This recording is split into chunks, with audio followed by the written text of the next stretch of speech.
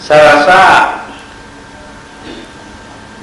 adalah kesalahan yang besar ya untuk terlalu bergantung kepada seseorang. Jadi saya sengaja memang tidak mau mengembangkan semacam ideologi apapun di NU, biar dicari bareng-bareng. Kewajiban saya hanya menggugah perhatian, bukan mengarahkan. Kalau saya coba untuk mengarahkan, menyusun sesuatu yang bagus, saya khawatir kecenderungan NU yang melakukan kultus individu akan semakin menjadi-jadi. Sekarang aja udah kayak begini, pusing ya, sangat paternalistik itu. Jadi saya memang sengaja justru terus terang saja, itu bukannya saya nggak ngerti, bukan saya ini blow on, bukan, bahwa seluruh gaya hidup saya hadapkan kepada tatanan yang ada. Orang lain bersafari, berbaju lengkap dengan simbol-simbolnya itu, lalu apa itu lengkap, ya saya justru dalam penampilan saya berusaha untuk jadi sesenorak mungkin, pakai sendal ya. Loh, kalau Anda tahu saya tidak berfungsi di NU walaupun mewakili NU, semacam kalau saya lagi di luar negeri, wah itu lebih gagah dari Pak Harto. Ya, mau double breasted atau single breasted jacket saya punya.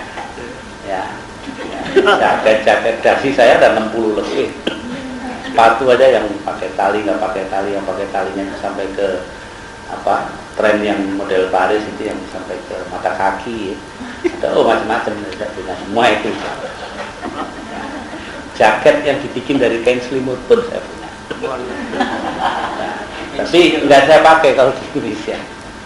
Nah, kalau di luar kan untuk meninggikan martabat NU, bahwa NU nggak ketinggalan dari yang lain gitu. Jadi begitu. Walaupun saya juga nggak mau buang duit kayak orang kaya baru yang geblek itu. Masa bikin baju aja di Savile Row di London harganya sampai $1.000 ya. Saya sih cukup di Matraman Dalam, Bang Ngomong ya 125.000 udah mentereng, jasnya sama, dan orang menganggap itu Savile Row.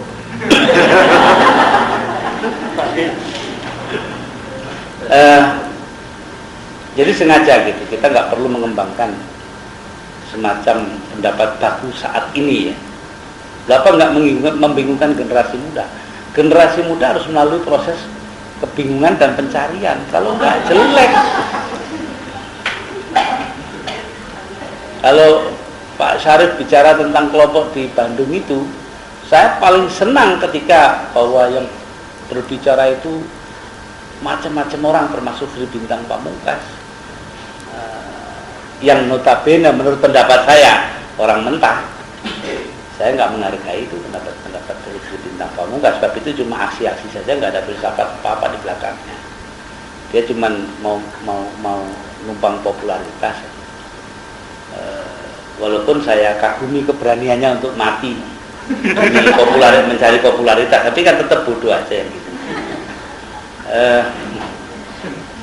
Nah, dan disertai oleh orang macam-macam. Saya senang kalau orang NU mencari pencarian bersama yang lain, itu senang saya. Maka dulu saya menganjurkan kepada kelompok 164 ketika baru berdiri, ada Ulil Albab, ada Muhaimin Iskandar, ada siapa sih, anak-anak lah, anak kita ya, PMII, lalu ada yang macam-macam itu, ada Ibnunya. Cobalah jangan hanya bicara di kalangan kalian. Akhirnya mereka bikin kelompok studi 164 di mana ada Katoliknya, ada Bantengnya, ada macam-macam yang nggak mau diundang cuma HNI, dan nggak apa-apa karena HNI kan tetap bodoh.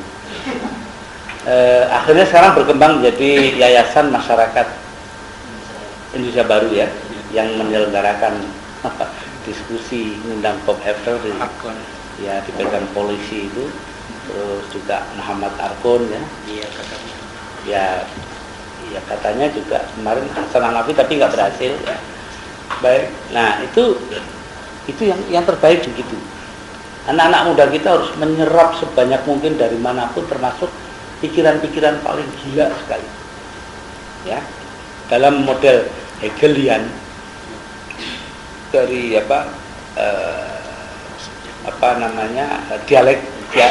teori dialekta, adanya proses dialektik ya, tese berhadapan dengan antitese akan melahirkan sintese. Maka yang dilakukan oleh Pak Syarif di Bandung itu adalah sesuatu yang sangat berharga, akan mematangkan warga NU. Karena itu tolong teruskan dan jangan nunggu saya ngomong apa. Tapi itu hanya salah satu varian-varian dari sekian banyak pendapat yang ada di Indonesia, di dunia ini. Itu pendapat saya tentang. Jadi kalau Anda mengatakan bahwa pendapat NU bagaimana, ini yang mana sih? Ya jangan tanya. Mestinya Anda berangkatnya pendapat NU menurut kami. Nah, gitu. Berangkatnya dari situ. Ya, pendapat NU menurut kami. Jadi dengan bikin akan sekian pendapat menurut itu semua akan menuju kepada satu muara. Muaranya kita tersedia luas. Ada halakot yang diselenggarakan oleh berbagai pihak ya. Rabitatul Ma'ahidil Islamiyah, Lakasdam, LKK, apa saja itu banyak sekali. Belum yang generasi mudanya itu ada PMI, ada Ansor, ada IPNU, NU sendiri juga punya forum-forumnya terbatas juga. Lalu ada Munas, jangan lupa Munas Ulama dan Kombes bisa dipakai untuk itu. Lalu Muktamar. Jadi semua dalam muara-muara ya dapat dijadikan tempat mencurahkan produk-produk yang macam-macam. Nah kita harus bisa, dan ini saya sudah gariskan di PPNU bahwa pada akhirnya itu kita harus punya satu model penggodokan paling tidak setengah tahun menjelang pelaksanaan muktamar. Dalam penyiapan materi muktamar itu penggodokan dengan kompilasi sekian banyak pendapat, kemudian ini didialogkan secara intensif. Jadi dengan kata lain, muktamar yang harganya mahal itu biayanya harus kita dobelkan dengan kegiatan pramuktamar yang sama mahalnya, tapi penting untuk kemajuan bangsa di kemudian hari. Kalau Anda bertanya kepada saya, yang mana pendapat saya, Anda akan pusing sendiri. Pertama-tama saya adalah orang yang menganut paham transformasi. Kedua, saya tidak setuju dengan formalisasi ajaran agama Islam dalam kehidupan negara. Ya, artinya nggak perlu semua hal harus diislamkan itu dalam kehidupan negara, sebab nanti akan dimanipulir oleh para pejabat untuk kepentingan mereka saja itu.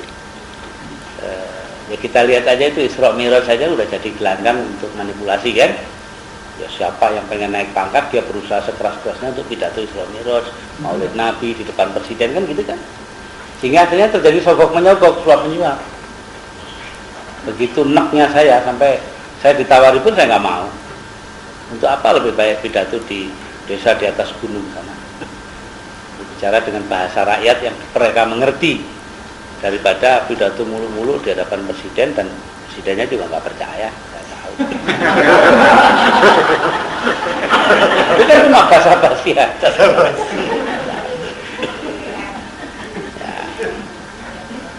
Ya, kalau nggak basa-basi gimana?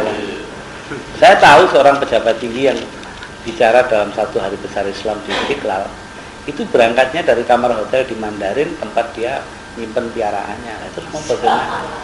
Islamnya itu di mana nggak menyatu antara kata dan perbuatan. Kita formalisasi Islam dalam kehidupan negara hanya menjadi wahana untuk hipokritas, kemunafikan. Nah, ini pendapat saya ya. Tapi Anda mengira saya sekuler? Oh tidak. Saya ini orang yang paling banyak ke kuburan. Terus terang. Saya kemarin di makamnya Mbah Mutamakin itu terakhir minta petunjuk, Mbah kasihlah ayat apa ya, ayat apa yang harus saya jalankan, diwiridkan, karena saya udah punya gitu loh, dari Mbak Ngapel Robbana Atina Miladunka Rahmatan wa ilana rasulullah, dari Mbah Sunan Giri sudah dapat Qulillahumma fatir samawati wal ardh alimul ghaibi wasyahada anta tahkumu baina ibadika bima kanu fi yakhtalifun. Artinya NU enggak usah ikut-ikut, biar aja mereka berkelahi sendiri. Allah yang menyelesaikan. Iya gitu, dari Batul Qadir itu tabarakalladzi biyadil mulku wa ala kulli syai'in qadir. Ya urusan kekuasaan urusan Tuhan, bukan urusannya NU. Ya, semuanya kok larinya ke sana sih. Ya. Jadi termasuk juga Mbah Usman. Ketika saya tanya gimana suksesi, lah jawabnya itu Mbah Usman itu jawabnya lantang sekali, iza aroda syai'an. Bukan urusannya NU, kan urusannya Tuhan itu. Sulitnya apa beliau membalikkan segala-galanya itu? Semua mengarah ke sana. Tahu nggak apa jawabannya Mbah Mutamakin dengan itu? Ya saya mesti punya teman yang bisa barengi saya untuk mendengar hatif suara. Gitu itu lalu ada orang baca Quran aja di mana kedengaran kita gitu loh.